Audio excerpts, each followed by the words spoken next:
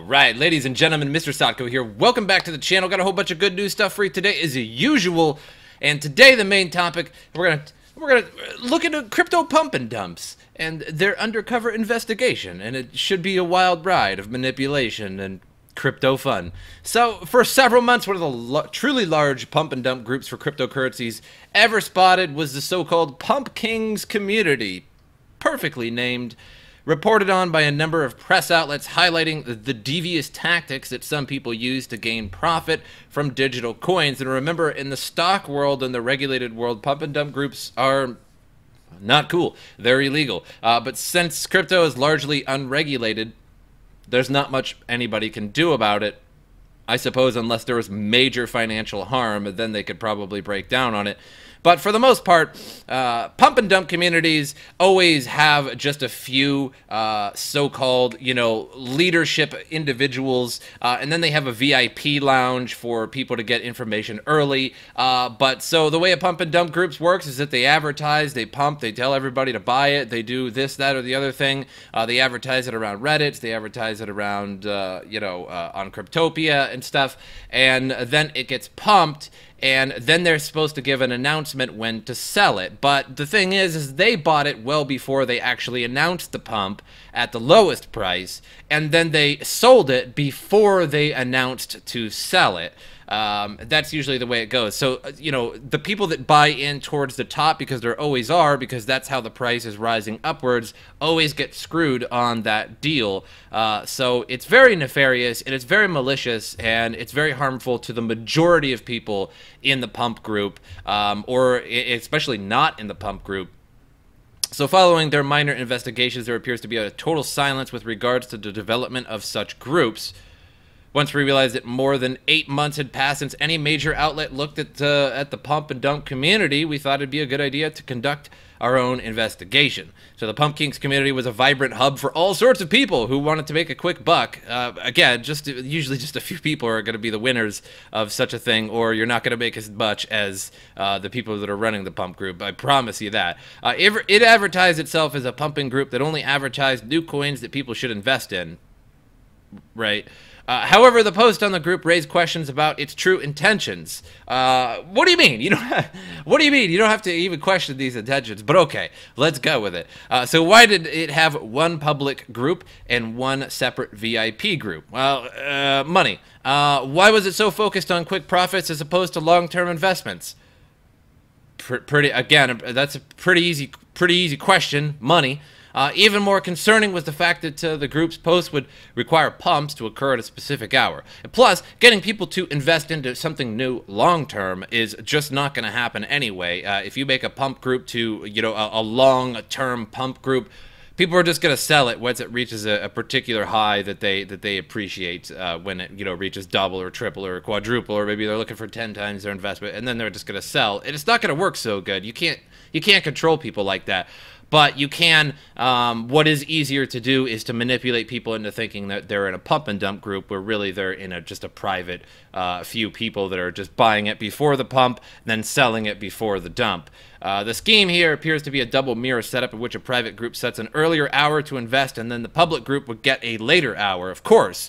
But the VIP group is getting an earlier hour than the public group, and the people who run the thing is getting it much earlier than the VIP group. Again, I promise you, it's how it works. The individuals in the private group would reap the rewards of the public group's pumping of the coin and dump their investments once prices reach a comfortable target. So today, the pump group, the Pump Kings community continues to operate, posting monthly updates with their profits while offering a subscription to get pumping signals.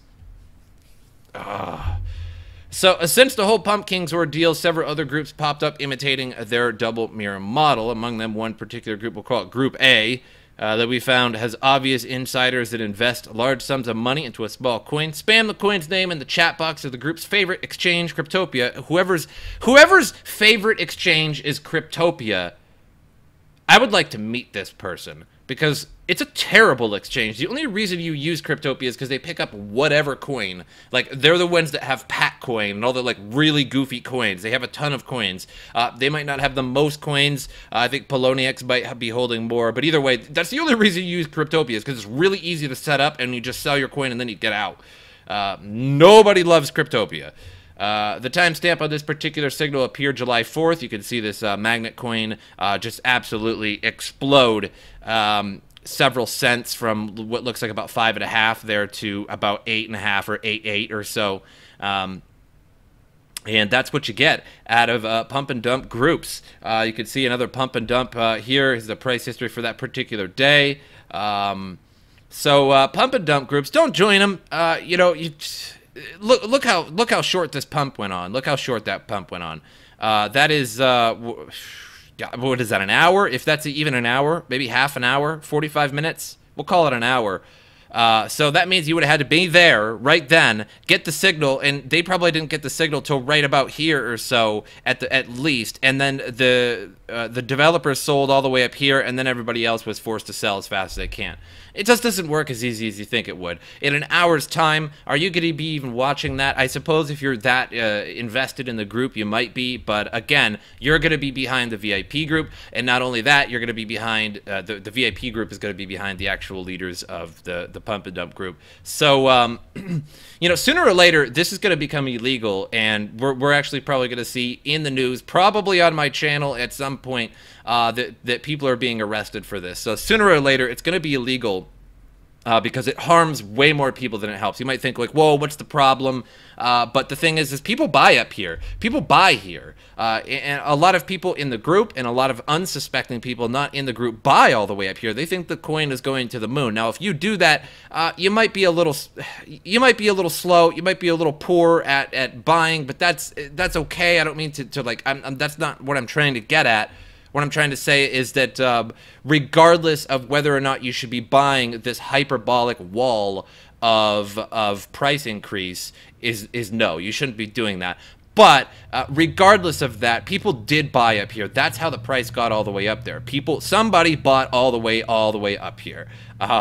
And I don't mean to say all the way twice. I don't know why I did that. But so that means that somebody's getting totally screwed, and the price may never even come back from $30 to $45 of Alphabet. It might just be a totally dead coin, and it's just going to go away, and it'll never come back. And a lot of people are losing their money. So they're just not cool. You know, I would say the majority, at least 70% of the people are going to be losing their money in that. So that's just not how... It's exactly why they're illegal and why there's major regulation in the stock world, because it's really easy to manipulate. So John McAfee fires off at the Reserve Bank of India, our next topic. So the Reserve Bank of India initiated this atrocity out of fear and won through the existing centralized power structure. A little bit sensationalized there, John McAfee, but whatever you got to do to get the point across, this one I actually back you on. I'm calling for a boycott of any financial institution that does business with the RBI, basically the Indian bank's Reserve Bank of India. We must stand together and act. Now, I don't know how a boycott is going to work against the RBI, you know, of India, but why not? You know, at least put the point across that nobody is happy with this. India is an incredibly huge country. For those of you who never went to 6th grade geography, it's one of the biggest countries of the world in terms of population. I think like second or third, somewhere along there. Incredibly huge, right? So that population could be investing into cryptocurrency, could be using cryptocurrency, could be raising the price of cryptocurrency, could be doing raising the volume, raising the transactions. You know, just overall buying and selling cryptocurrency, which is what is needed in the world. And this is a major blow to the world. It's not going to be as major as China, and I think some people are sort of brushing this off as not incredibly huge because it isn't China, and that's okay. But maybe no, that's not okay. You know, we should be against this in any way possible. So I'm not going to read into it too much, but I did make a video yesterday talking about how the RBI, the Reserve Bank of India, has proposed a crypto ban. It is a crypto ban. I have a friend who was in the United States for a while, going to school, and he just now had to go back to India, and he told me once he got back that crypto is banned here, and so that's just not good. It's way too big of a population to be banning crypto. Way too big. So moving on to the next article here, YouTube added as defendant in the class action lawsuit against Bitconnect. So this is pretty big, but who knows where it's gonna go? Maybe it'll just really. Unfortunately, here's what I'm thinking here. I'm actually a little scared of this article, because if YouTube is being added as a defendant in a class action lawsuit with Bitconnect, that means that people are angry at YouTube for letting these YouTubers spread these Ponzi schemes and these investment schemes to their users.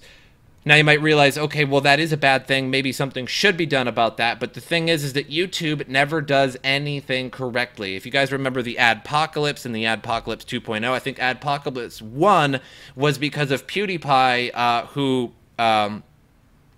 made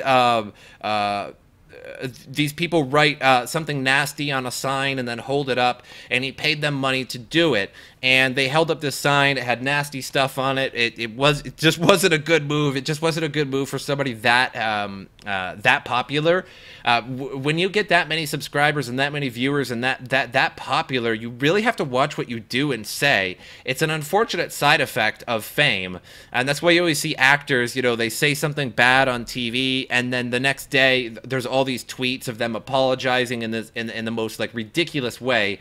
Even though you might not think, hey, that's okay if that was your opinion. Like, you should stick with it if that's your opinion, even if it was pretty bad what you said. But they can't. They have all these PR people that are like, here, you got to write this, you got to say this, you got to go to this meeting and be like, and like with all these the victims of what you just said to, and all this stuff. And so fame comes with a lot of responsibility, and so what happened was the Adpocalypse came and it was harder for people to get ad revenue on YouTube. It was harder for people to get their entire YouTube channels monetized. You had to have these bigger requirements. Then Adpocalypse 2.0 came along, and now you have to have 1,000 subscribers to get monetized, all this stuff. So what I'm thinking may happen from this is that YouTube is going to be enraged by this, and they're going to crack down on crypto YouTubers and demonetize their channels, and because they're just never good at what they do. Sometimes my videos come up online, I didn't swear in them, I didn't do anything, I didn't say anything that I would take as even remotely not advertisable, and I'll get a demonetization, and I'll do a what you call is a you have to basically click a checkbox and it says, hey, this is advertiser friendly, take a look at it, and then somebody actually views your video and then remonetizes it, which happens every time for me, because obviously it didn't. But this is happening to huge YouTubers as well. Like, people are getting 100,000 million views. And you have to wait for somebody to watch it before you get that monetization back. And by the time, the problem is by the time they do that and you get your monetization back, the majority of your viewers have already watched your video, and you lose a lot of money. Or at least whatever money, depending on how big your channel is. It's not, unfortunately, it's not really a lot, but it just goes to show. So what I'm thinking is going to happen is they're going to end up cracking down on YouTubers, and I'm going to get demonetized like crazy, or my channel is going to end up being shut down somehow, because they're like, oh, you're promoting this scheme, even though I don't think I have any schemes. So anyway, the lawsuit was initially filed on January 24th by 6 individuals. So it was about Bitconnect. Court documents acquired by Cointelegraph. Bitconnect and its affiliated parties posted a number of promotional videos on YouTube, which were deemed inappropriate as the material allegedly lured potential investors to a fraudulent investment scheme. YouTube is said to have failed to delist and demonetized the published videos, which exposed countless YouTube users to injurious videos in illegally promoted investments. So that's going to be a tough task for YouTube, because there were 1 million people making Bitconnect videos so that they could have everybody sign up to their link and watch their pretty numbers fly. And that's a big problem. So the plaintiffs lost a total of $771,000 by 6 people. So why you invested that much, I really don't know. But either way, people have money, and that's what they want to do. So the top 10 Bitconnect affiliates on YouTube reportedly posted more than 70,000 hours of unedited content, which generated 58 million views. 70,000 hours of unedited content of Bitconnect. I don't know if that's their total hours of content, but wow. Because here's the thing, it doesn't take that many videos to show off Bitconnect. Like, you could show one video of how to do it, how you set up, and how much money you put in. Then you could show another video later of how much money you're making, and then maybe one more video of how much you're making. But like, how much can you stretch it out? And these YouTubers were posting video after video after video of just showing them making money. Like, how is that even interesting at this point? Like, all you need is one, and then you can go and do it if you want. But unfortunately, it was bad. The document says that the number of views of several of the affiliate promoters' videos greatly exceeded the threshold numbers for the enhanced eligibility standards. Notably, a fair number of users notified YouTube of fraudulent activity by Bitconnect, posting videos with titles such as How Bitconnect Scam Works in great detail. Craig Grant explains the Bitconnect scam and others in an email to Cointelegraph. The case is not about YouTube being the speaker or publisher of the content on its website. Instead, liability is predicated on YouTube's failure to act after learning from content directly published on YouTube of the readily foreseeable harm posed by its advertising partners. As the old saying goes, sometimes when you lay down with dogs, you get fleas. Okay, fair enough. You know, and obviously these videos were flagged by numerous people, by thousands and thousands of people, and I'm sure YouTube received emails and all kinds of things about the Bitconnect fiasco, particularly after it occurred, which is, I guess, a little too late. But you know, it just goes to show that YouTube just didn't really care. But I'm sure there's just so much content coming up to YouTube that even Bitconnect, I mean, there's so many scams and so much stuff coming on YouTube. So next video here is that Japanese man exploits free company electricity to make 500 secondary income. So not too bad. So virtual currencies are processed cryptographically, obviously. So because mining requires a huge amount of electricity, the common sense thing would be to mine in Mongolia or China, where electricity costs are very low. But the man says, I live in a company dormitory. My electricity costs are null. I thought I got to take advantage of this opportunity. Right now, Sora can mine 0.8 ether in a month. So that's $500. So he's basically getting free electricity. But I thought this was really funny because of this. Let's see if I can. Well,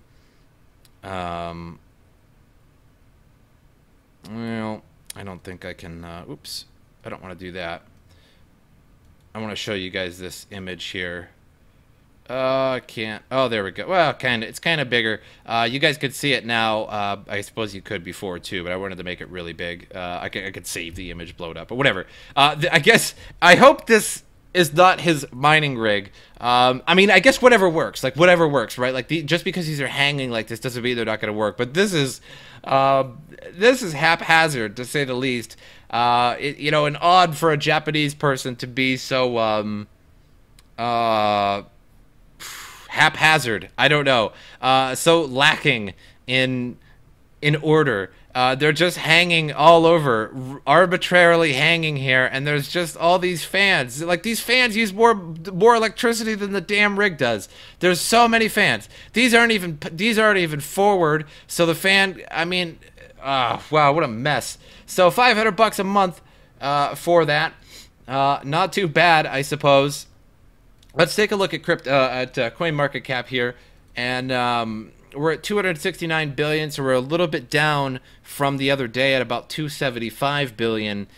We got a lot of red. We also have a lot of green, so not too bad here. Tezo's doing okay, up a little bit there, but down in the long run. So the crypto market's still pretty stagnant at this price, and this was the correction, and this is probably what the price should have been for a while. You know, it really just it makes it look so much lower because it reached 20,000 and then went back down to 6,000. But you know, still kind of a good time to buy. This is the time that people are trying to accumulate and waiting for that 20,000 to come back again. But I imagine once that 20,000 comes back again, there's going to be a lot of resistance in terms of selling, and people fearing that it won't go much higher. But we'll have to see. I hope you guys enjoyed this video, and as usual, I will see you guys next time.